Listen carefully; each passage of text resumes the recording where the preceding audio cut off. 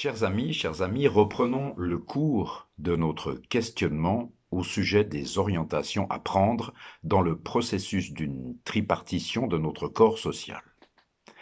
La première question est d'actualité et fondamentale. Qui doit se préoccuper de ma santé et de la santé du monde? Ma santé physique, psychique et mentale, c'est avant tout mon affaire. C'est une science qui me ramène à mes origines. D'où viens-je? Qui suis-je? Où vais-je?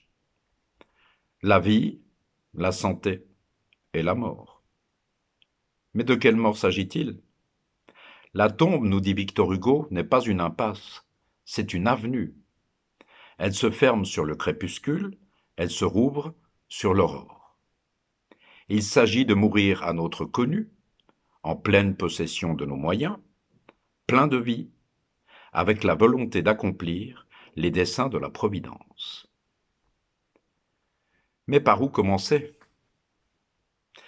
En mettant le curseur sur la structure tripartite du vivant, sur le processus qui y sous-tend. C'est fondamental si nous voulons nous approprier le destin de l'humanité. Tout le reste n'est que de la prose. C'est une démarche citoyenne de saisir la réalité tripartite de notre faire ensemble pour retrouver notre légitimité et notre souveraine citoyenneté. Comment conquérir cette citoyenneté? Par un processus de reconquête de notre citoyenneté pleine et entière.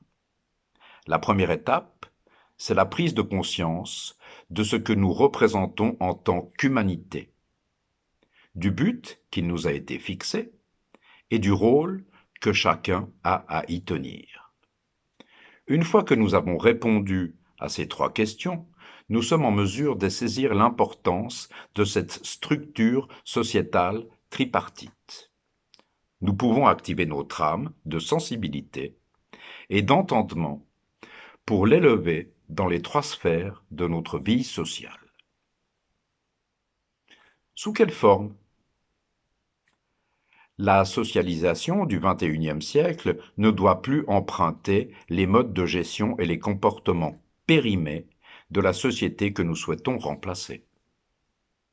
Cette socialisation doit avoir le courage de remettre tout à plat, de changer de cap pour que la formation de notre pensée évolue.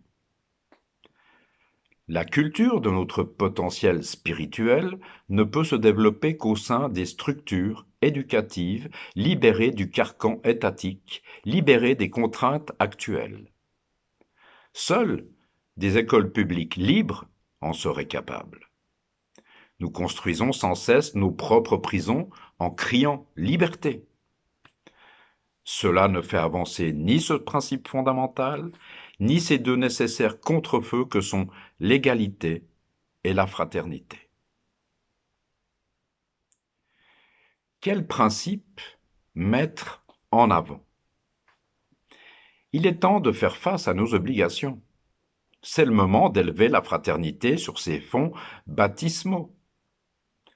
L'égalité vraie naîtra de la séparation des liens incestueux que les États entretiennent avec le monde de l'économie et de la finance, à qui revient l'obligation de construire justement cette fraternité humaine sociale.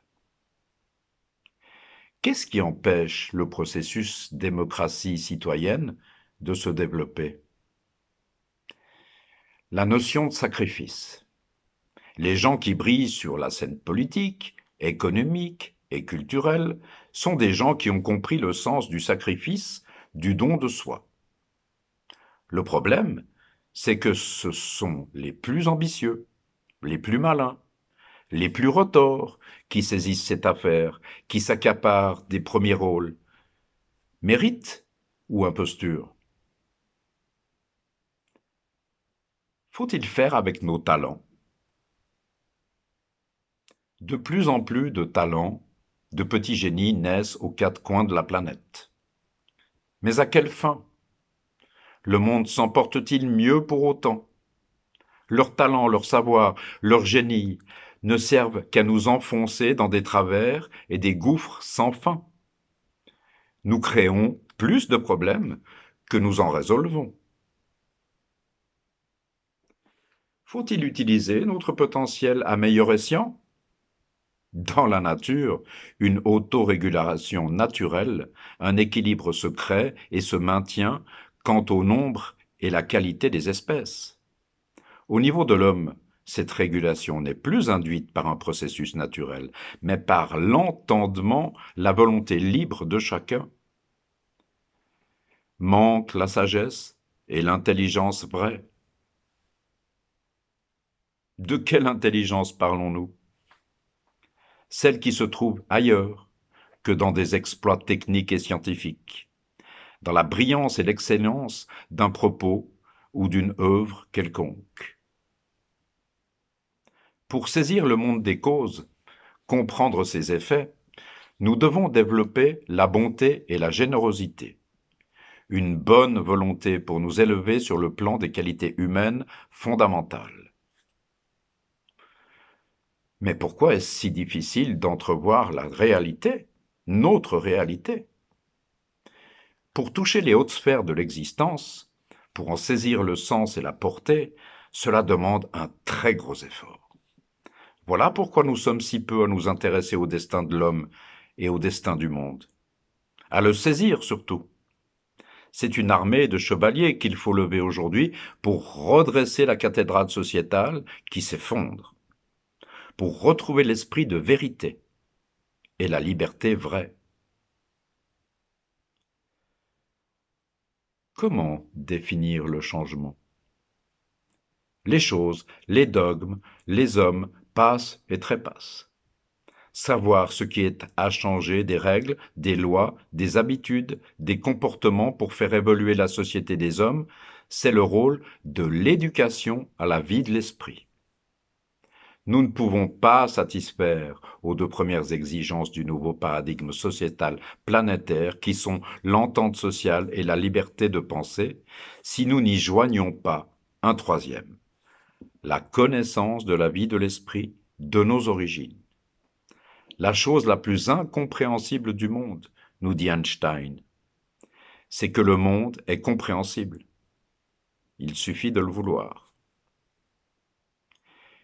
Qu'est-ce qui pourrait nous sortir de notre connu?